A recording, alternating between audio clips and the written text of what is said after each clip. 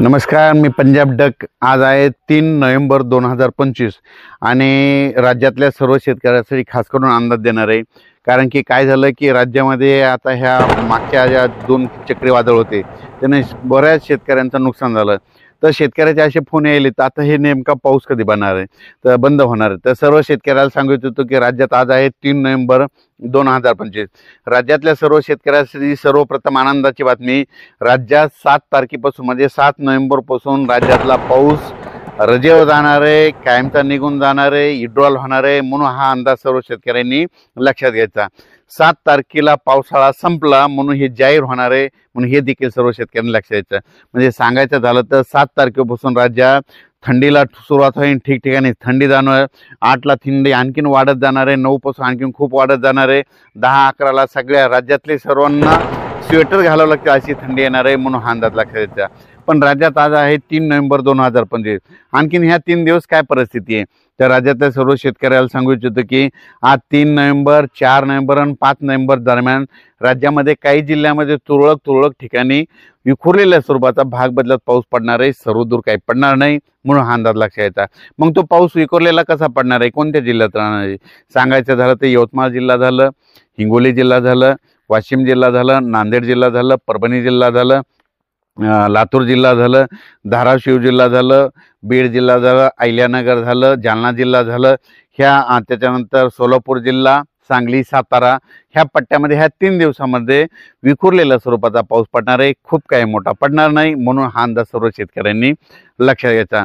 मग राज्यामध्ये थंडी कशी सुरू होणार आहे तर सर्वप्रथम सांगू इच्छितो की राज्यात थंडी एकदम सगळीकडे येत नसते, पण कशी सुरुवात होते राज्यात आपल्या महाराष्ट्राकडे उत्तरेकडून थंडीला सुरुवात होते। म्हणून राज्यात नेमकी थंडी कशी होणार आहे, उत्तरेकडून म्हणजे सांगायचं झालं तर 5 तारखेला म्हणजे नंदुरबार जिल्हा झालं, नाशिक जिल्हा झालं, निफाड तालुका, त्याच्यानंतर धुळे जिल्हा झालं, जळगाव जिल्हा झालं, इकडं मलकापूर, नांदुरा, बुलढाणा घाटाच्या खाली, त्याच्यानंतर खामगावच्या त्याच्या पलीकडे अकोला, तेलारा, अचलपूर, दर्यापूर, मोर्शी, अमरावती, वर्धा, भंडारा, नागपूर ह्या पट्ट्यामध्ये 5 तारखेलाच राज्यामध्ये थंडी थोडी जाणवायला सुरुवात होईल आणि त्या दिवशी धुकं देखील येईल, धुळी देखील येईल, म्हणून हे लक्षात येतं।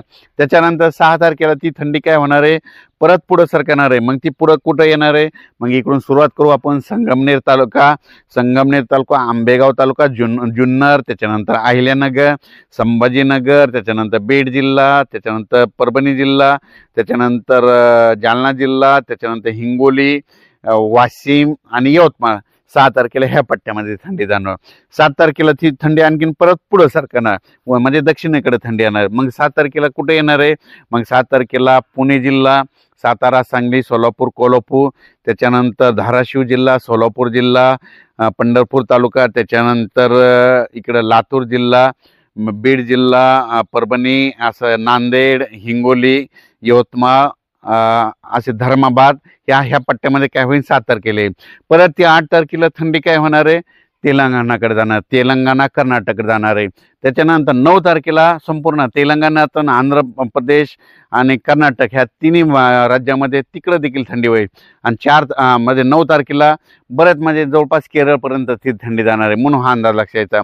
आणि बऱ्याच शेतकऱ्याचे असे फोन आहेत, मग यानंतर पाऊस येईल का तर माझी सर्व शेतकऱ्याला आनंदाची बातमी, 7 तारखेच्या नंतर आपल्या महाराष्ट्रात परत पाऊस काय येणार नाही, उलट थंडीत वाढत जाणार। 7च्या नंतर 8ला आणखीन थंडी वाढेल, 9ला जास्त, 10ला 11, 12, 13, 14, 15, 16, 17 असं जसे दिवस वाढत जाईल तशी थंडी वाढत जाणार आहे, म्हणून हा अंदाज लक्षात यायचा। आणि राज्यातल्या सर्व शेतकऱ्याला सांगू इच्छितो की राज्यामध्ये सध्या आता ह्या 3 दिवस म्हणजे 3 नोव्हेंबर, 4 नोव्हेंबर आणि 5 नोव्हेंबरच्या दरम्यान राज्यात विखुरलेल्या स्वरूपाचा पाऊस पडणार आहे, सर्वदूर काही पडणार नाही, भाग बदलत पडणार आहे, म्हणून हा अंदाज लक्षात यायचा। आणि त्याच्यानंतर खास करून वीटभट्टीवाले उत्पादक त्यांचे देखील फोन आले, त्यांना एक सांगू इच्छितो की तुमचे जे कामगार आलेत आणि वीटभट्ट्या सुरू तुम्हाला करायच्या तर तुम्ही काय करू शकता, आता 6 तारखेच्या नंतर 7 तारखेपासून तुम्ही सुरू करू शकता वीटभट्टी उत्पादकांसाठी। त्याच्यानंतर काय झालं, द्राक्ष शेतकऱ्याचे फोन आले की आम्हाला फवारणी स्प्रे करायचे, फवारणी करायची आणि हे ऊन देखील नाही, तर द्राक्षावर फवारणी करायची असेल तर 3 तास ऊन लागतं. तर त्या शेतकऱ्यासाठी आनंदाची बातमी, 5 तारखेच्या नंतर 6 तारखेच्या नंतर द्राक्ष जिथं जिथं पट्टा आहेत तिथं देखील चांगलं सूर्यदर्शन होणार आहे आणि थंडीची चावल लागणार आहे, धुकं देखील येणार, म्हणून त्यांनी हा अंदाज लक्षात घ्यायचा. त्याच्यानंतर हरभरा पेरणाऱ्या शेतकऱ्याचे फोन आले. हरभरा शेतकऱ्या पेरण्यासाठी आनंदाची बातमी की तुम्ही काय करा, 7 तारखेच्या नंतर जशी वापसा होईल तसं तुम्ही काय करा, हरभरे पेरू शकता. गहू शेतकऱ्याला म्हणाला एक सांगू इच्छितो की गहू जर पेरायचा असेल तर तुम्ही काय करायचं, 7 तारखेच्या नंतर थंडी येणार आहे, मग तुम्ही गहू देखील पेरू शकता. त्याच्यानंतर राज्यातल्या मकाचे जे काही शेतकरी त्यांना मका पेरायची, कोणाला काढायचे तर त्यांनी काढू शकता. सोयाबीनचे शेतकरी ज्यांना सोयाबीन वळी लावून ठेवलेला ते देखील काढू शकता. 7 तारखेच्या नंतर राज्यात पाऊस काय येणार नाही. 7 तारखेला राज्यातला महाराष्ट्रातला पाऊस म्हणजे सांगायचं झालं तर जवळपास 6 महिने मुक्काम केल्याच्या नंतर 7 नोव्हेंबर पासून निघून जायला तयार झालाय आणि निघून जाणार आहे आणि थंडी येणार आहे, म्हणून हा अंदाज लक्षात घ्यायचा. राज्यातल्या पुन्हा बऱ्याच शेतकऱ्याचे मला मेसेज आले की आता ह्या 7 तारखेच्या नंतर तुम्ही म्हणता थंडी येणार, मग त्याच्यानंतर पाऊस येईल का? बरेच जण म्हणतात की काय पाऊस येणार. तर तुम्हाला एक सांगू इच्छितो, राज्यातल्या सर्व शेतकऱ्याला सांगू इच्छितो, 7 तारखेच्या नंतर परत काही पाऊस येणार नाही, थंडीत वाढत जाणार आहे, म्हणून हे लक्षात येतं. त्याच्यानंतर ऊसतोड कामगार नेमकं आज 3 तारखेला बरेच कारखाने सुरू झाले. विघ्नर देखील चालू झाला, इकडं शिरोळचे बरेच कारखाने चालू झाले, पंढरपूरकडे चालू झाले. ऊसतोड कामगारासाठी आनंदाची बातमी, आणखीन तुम्हाला 2 दिवस म्हणजे 6 तारीख आपलं 4 तारीख आणि 5 तारखेपर्यंत विखुरलेल्या स्वरूपाचा पाऊस पडणार आहे, खूप काही मोठा पडणार नाही.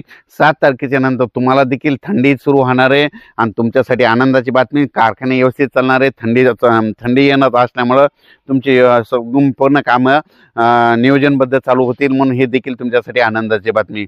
राज्यातल्या सर्व शेतकऱ्यांना सांगू इच्छितो की 7 तारखेच्या नंतर सर्वीकडं ठिकठिकाणी थंडीची चाहूल लागणार आहे, धुकं येणार आहे, धुई येणार आहे, धुरळे येणार आहे. तुम्ही तुमच्या पेरण्या करू शकतात, कापसाही घेऊ शकता, म्हणून हे अंदाज लक्षात येतात. 7 तारखेला राज्यातला पाऊस निघून जाणार आहे, म्हणून ही सर्व शेतकऱ्यासाठी आनंदाची बातमी. धन्यवाद.